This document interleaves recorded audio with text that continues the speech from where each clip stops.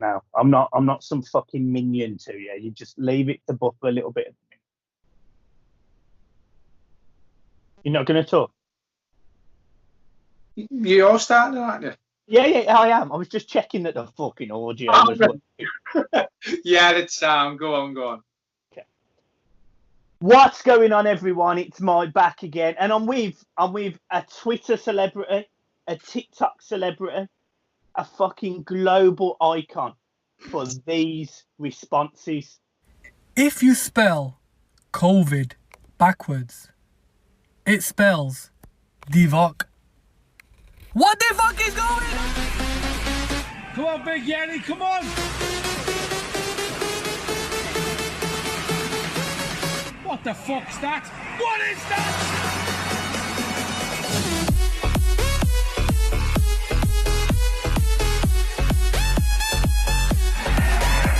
What a space he's got!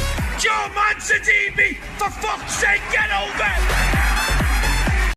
How do you feel, John? You are everywhere at the moment. You know, obviously it was annoying for me because I take the time to get our clips, get our videos, cut them, paste them, edit them, correct them, change them, fucking distribute them accordingly.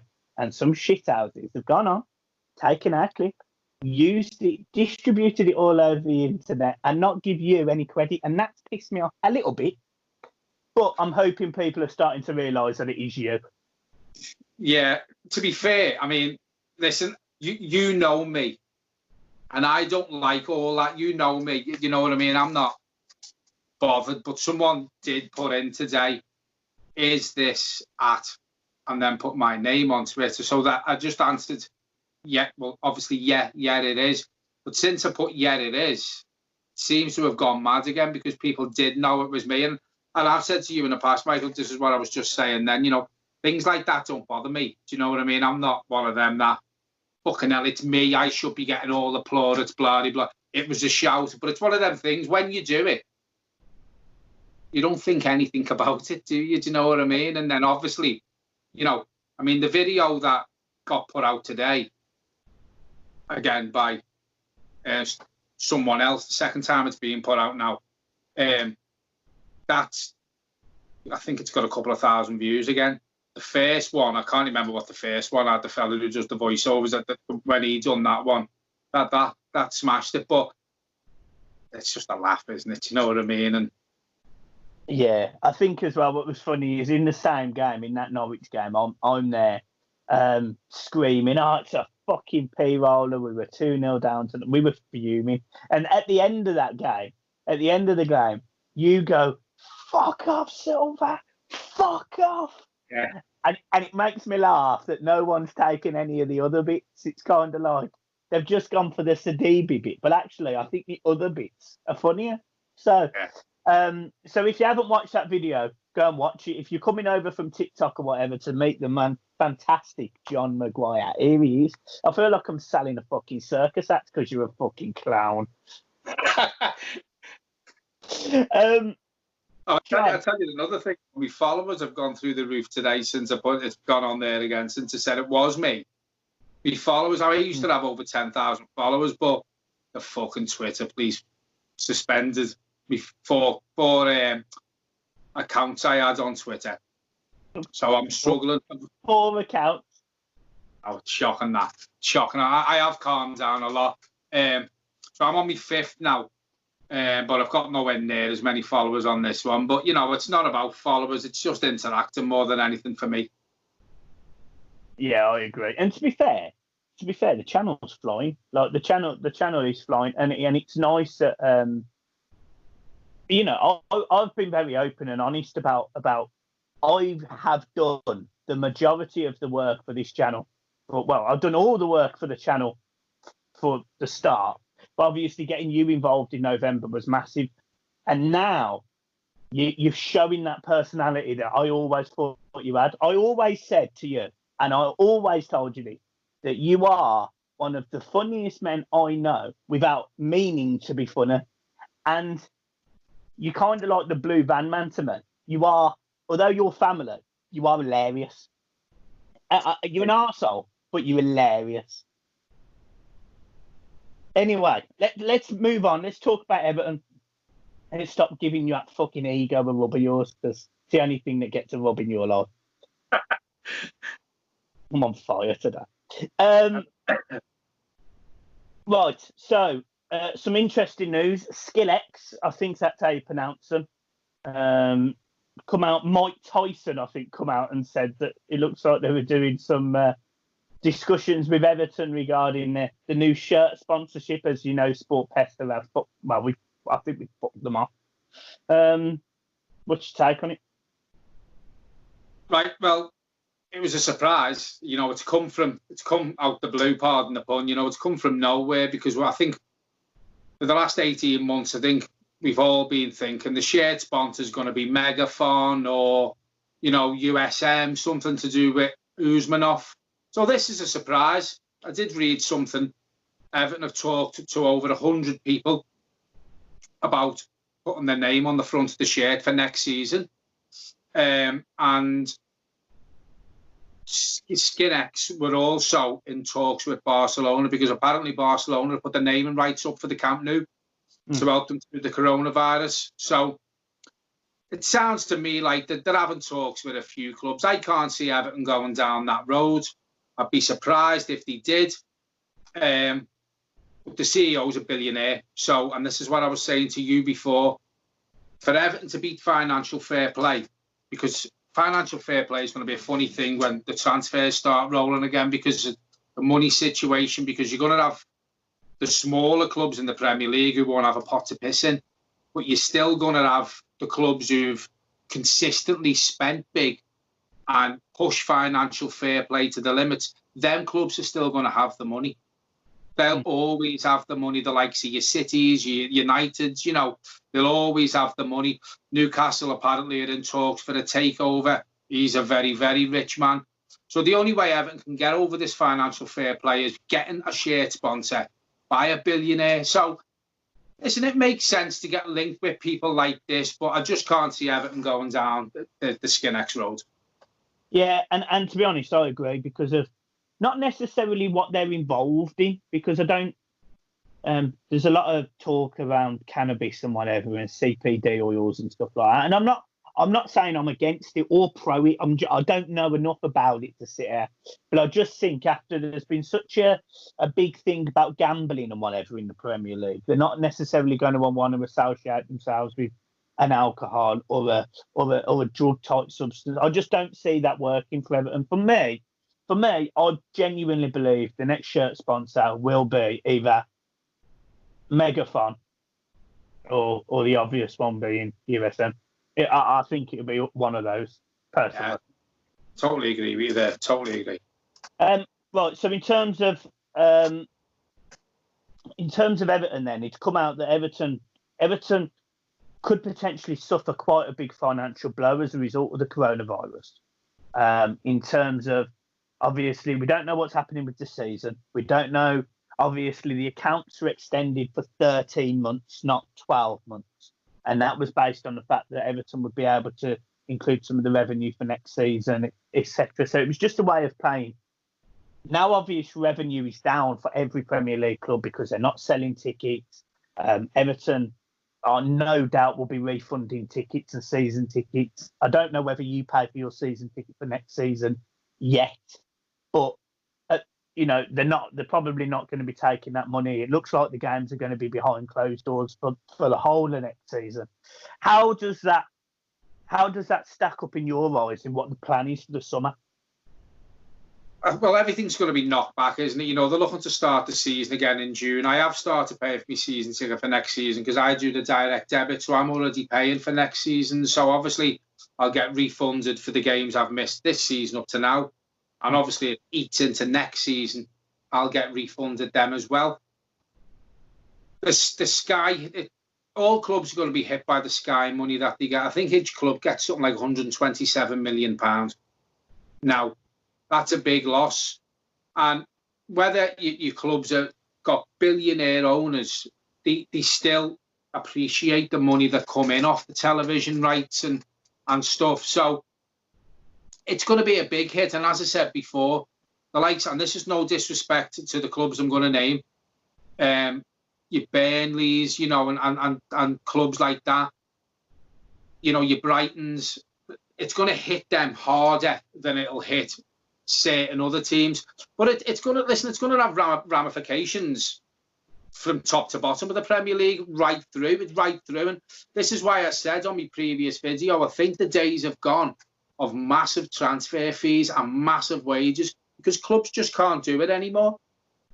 Yeah, I think you're right. And I also think as well that there is some big clubs that are going to be in a mess. And I'm gonna refer to one particular club. Obviously, I did a video last week with someone who does quite a lot of content for Arsenal Fan TV. I also have a couple of friends who are from London who support Arsenal. They're really concerned about Arsenal financially because Kroenke, their owners. Now, Arsenal are a big club. For me, it looks like they're dropping out of the so-called top 6, top 8. And it looks like teams like Everton, like Leicester, like Newcastle potentially next season are going to push in. So I do think the bigger clubs will struggle to a degree just because of the amount of wages they pay, because there is no Champions League football at the moment. There is no European football at the minute. Arsenal are notorious for charging £1,400 per season ticket. We all know that. But at this moment in time, they're not earning any money. So this is an opportunity for clubs like Everton who, if we can ride the wave, ride the storm, in my opinion, then hopefully we can really push on next season. That's my mind. You see, the thing with Everton, you're completely right, totally agree with you. Everton have a lot of money, and listen, let's be honest about it. We all know Usman off is at the club in some sort of capacity is. So Everton have a lot of money in the background, if you know what I mean. If you're mentioning the top clubs or the top of the league clubs who are consistently up there, Arsenal you mentioned. I think Arsenal are one of the only top 6 clubs who have furloughed their players and their staff. So going back to what you said about Stan Kroenke, yeah, he doesn't spend money, and I know a lot of Arsenal supporters were pissed off when Kroenke bought Usmanov shares because he wanted Usmanov to own the club. Stan Kroenke is a bit like the Liverpool owners in a way, where he puts a lot of his money into his other sports in America. So Arsenal, you can totally agree, completely right with what you say. I can see them dropping out. I can. And listen, Arsenal are a big club. Arsenal are a good club. I don't mind Arsenal. But if you look at the up-and-coming clubs now who are getting sponsorship deals, I know Arsenal have got a new ground. We've got one on the horizon. Tottenham have got one on the horizon. I can see certain clubs jumping above Arsenal in the near future because it's going to have, as I say, Kroenke didn't really spend much money anyway. I think they bought Pepe. But if you look at the clubs who want to challenge for the league and top 4 and win Champions Leagues, Arsenal don't spend nowhere near the money that them clubs every season are spending. So I can see sort of Arsenal and Everton just going above them. And I think there is other teams as well, as you named, who will be looking at that now thinking they can challenge the top 6, top 5, and I can see Arsenal dropping out of that for a few years. I think somebody described Arsenal as like a Sunderland, and I thought, fucking hell, that's a big fall, that is. Okay, fair enough. In terms of transfers, there hasn't been loads and loads of talk about transfers this week, but one person apparently has been linked with a signing to Everton, and that is our current on loan right back, Gibril Sidibe. And Ancelotti come out and said that I think he wants to sign him.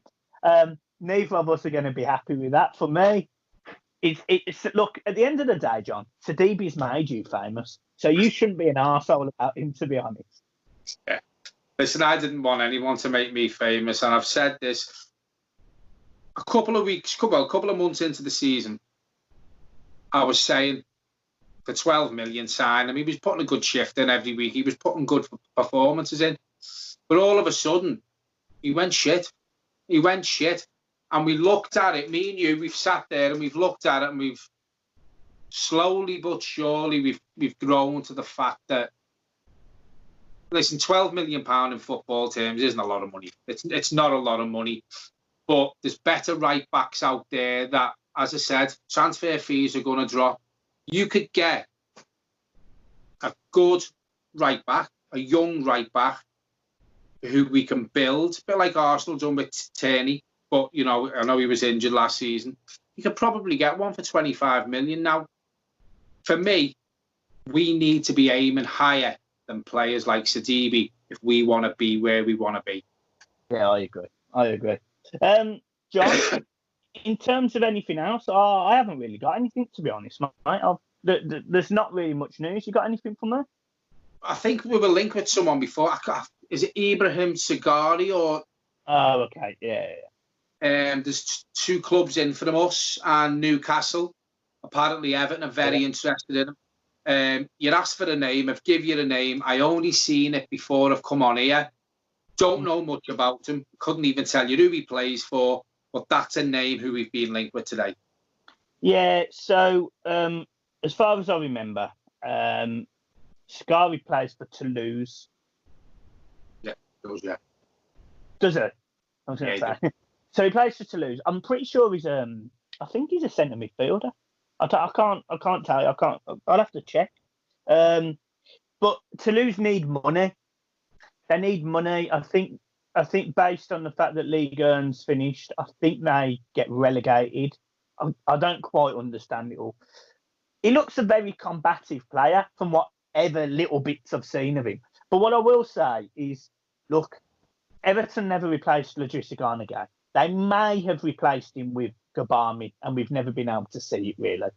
So at this moment in time, I don't necessarily want a defensive midfielder, and I don't want a midfielder who is an attacking midfielder but got relegated from the French First Division. I want an attacking player who is creative, who knows where the ball is, who's either played at the top level, who has all the capabilities to play at the top level, one of them. And that for me, and as I've said it many times, is either Jack Grealish or Rodriguez or someone who has proven to be either a Premier League proven player or a player who can play at the very, very top level.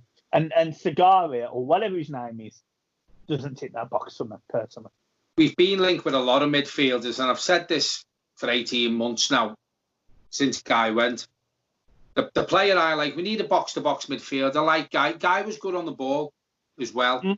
He found space. He found time for himself. He could do a pass. Do you know what I mean?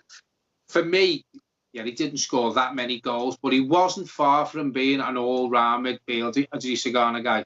Yeah. I like Decore from Watford. You know, I think he would fit into our midfield, Decore. I think we all know Ancelotti's looking for that sort of player, box-to-box, a combative midfielder who can put his foot in, who's got a turn of speed, who can find a pass, capable of chipping in with goals. We all know that.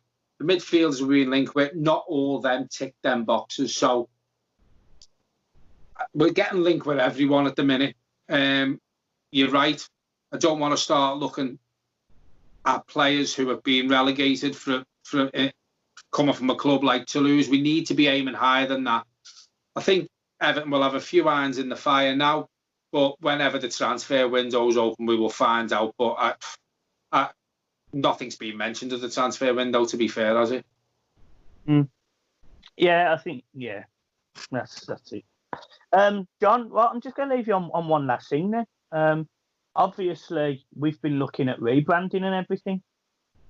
And I've thought of a few names and things like that. And I think I've come up with the name, the Blue Boys Network. What's your take on that, John? Well, there isn't none out there, but any sort of name like that, it's easier to find. I think that sort of name is something that the channel needs, and that will help the channel going in the right way, like it has been for the last couple of months. That name, for me, ticks all the boxes, Michael. I think it ticks all the boxes as well, John. I think it ticks all the boxes, and I can see the logo and everything now in my head. It's exciting. So look, hopefully we get to 5,000 subscribers pretty quickly. That's the plan. If we can get to 5,000 subscribers, say in the next 5 weeks, I think we should relaunch, John, don't you? Yeah, the day we have 5,000, I think we'll relaunch. And it'll be nice to go into the launch with the new name, the new logos, the new setup on the 5,000 mark. Yeah, I agree, John. I agree. So, guys, I'm going to leave it there. There's another little Easter egg in there. Now, I did do a test the other week, and I did say that for anyone who watched to the end of this video, or the end of that video, I would put £10 in their PayPal account. Now, I'm not doing that today. So anyone who's watching this video, what I want you to do is rewatch some of the other videos. Go and check out my Instagram. Go and check out Twitter. And I want you to see if you can find the Easter eggs that I've been leaving around everywhere for you. If you can't find them, well, who knows what we're going to be called in the future. Just go and find shit, all right? Guys, thank you ever so much for watching. John, thank you ever so much. You're going to have to start charging me for coming on. Yeah. What I will say, anyone who wants to leave any comments, leave them at the bottom.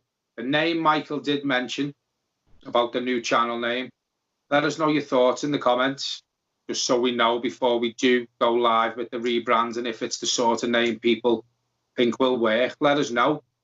And anyway, and then also anyone who doesn't subscribe, as I say, I think we're 300 short now of 5,000 subscribers. So the quicker we get to 5,000, the quicker the channel will change, the name will change, the rebranding will happen. And me and Michael are excited for that to happen. So get us to 5,000 as quick as you can, everyone. Yeah, guys, I'll see you soon. Peace. Cheers, everyone.